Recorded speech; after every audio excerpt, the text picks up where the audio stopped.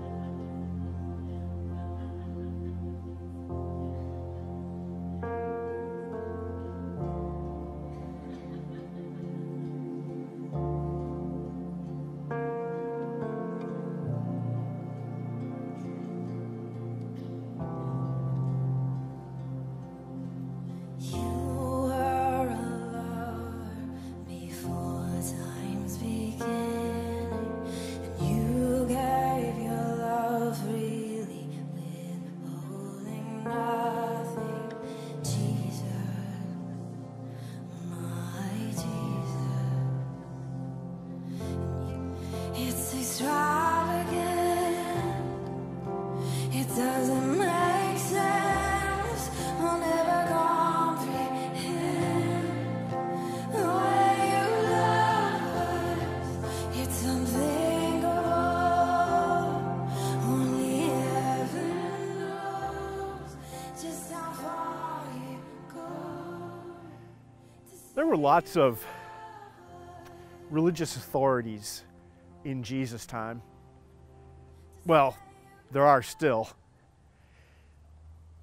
And the thing about religious authorities is that they very often use well-meaning rules, well-meaning ideas to shore up their own power and, unfortunately, to separate people. There was a case when some of those religious authorities were saying to Jesus, look, you're not eating, and your disciples are not eating the way that they should and the things that they should. Now, this, of course, refers to what we would call today the kosher laws. And the kosher laws have some really important uses. They were there to remind the people that there were certain things that could be dangerous to eat if they weren't cooked properly or stored properly. There were things that shouldn't be eaten because it could really make a person sick. And so those rules make a lot of sense. But it's when you take rules and you twist them and bend them and use them as a club over people's heads that you really get into trouble. And Jesus understood that that's what was going on when they were scolding him and kind of wagging their fingers. So Jesus' response was interesting. He didn't say to them, well, look, you're wrong, or you're stupid, or get out of here, or whatever it was. He showed them some measure of respect and simply said to them, you know, it's not the stuff from the outside that hurts and poisons people. It's the stuff that's inside that comes out. I want to talk for a moment about healing. You know, this is a world that needs healing. And even before the year 2020, healing was something that people have always needed. Now, that healing isn't just medical healing or even emotional or mental healing. The healing that Jesus talks about is a whole body, a whole person, a whole self kind of healing. And he was talking about that kind of healing that day when he said that it wasn't the stuff from the outside, but the stuff that's in the inside that's a problem. I'm standing here in a beautiful spot on a March afternoon. The snow is starting to peel away. The leaves will be out maybe in a month or so. And we realize that God's creation is a big part of that healing. Now, it's been a long winter for where we are in Illinois. And it's nice to be able to get outside again. And that in and of itself can be healing. And God has provided for us everything we need around us to participate with God in our healing. But it starts in here. It starts first by recognizing that we need to be healed. Not just as we talk in a religious sense of sin and all that kind of stuff. No, even deeper. We've become disconnected from God and from each other. We've become separated from the very divine source that created us and everything we see around us today. And so the healing begins when we start to put that back together. Now, in an interesting way, some of that stuff does come from the outside. The sun, the air, that which we breathe, that which we eat, we drink, we take in. That's all part of our healing. But just as important as the natural world is the time that we take for worship, for prayer, for quiet meditation, whether it's in a nice place like this or in our homes or in a church or wherever it might be. All of us have something going on inside that needs to be repaired, to be renewed, to be reset each and every day. And that's why Jesus always encouraged us to do those things, to eat well, to breathe, to feel the Spirit each and every day as it participates in that internal healing. It's not a surprise that when the earth was created, the word for the wind, the spirit that moved over the waters, was ruach in Hebrew. Wind, spirit, breath.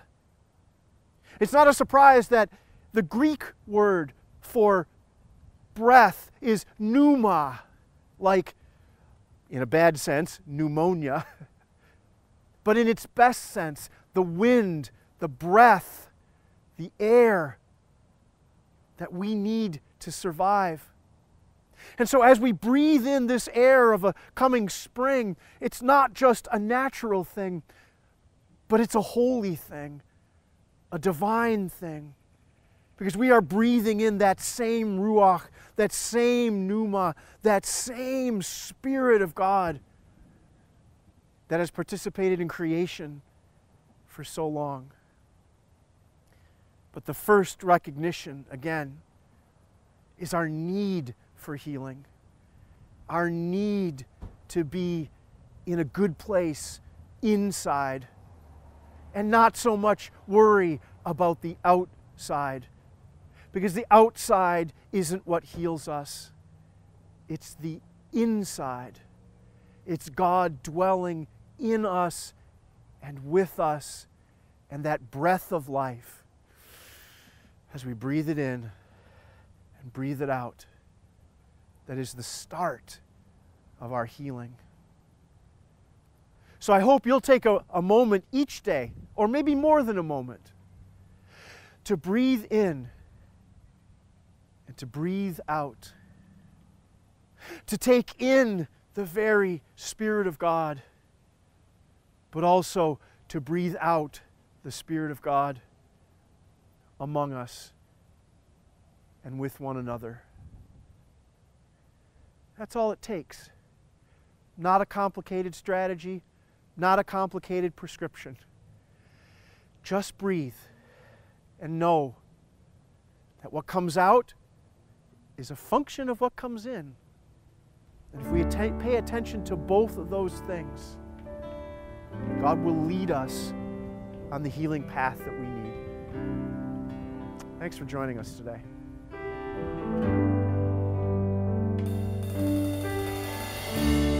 Worthy is the Lamb who was slain. Holy, holy is He. Sing a new song to Him who sits on heaven's mercy seat. Worthy is the Lamb who was slain. Holy, holy is He. Sing a new song to Him who sits on heaven's mercy seat. Holy, holy, holy is the Lord God Almighty.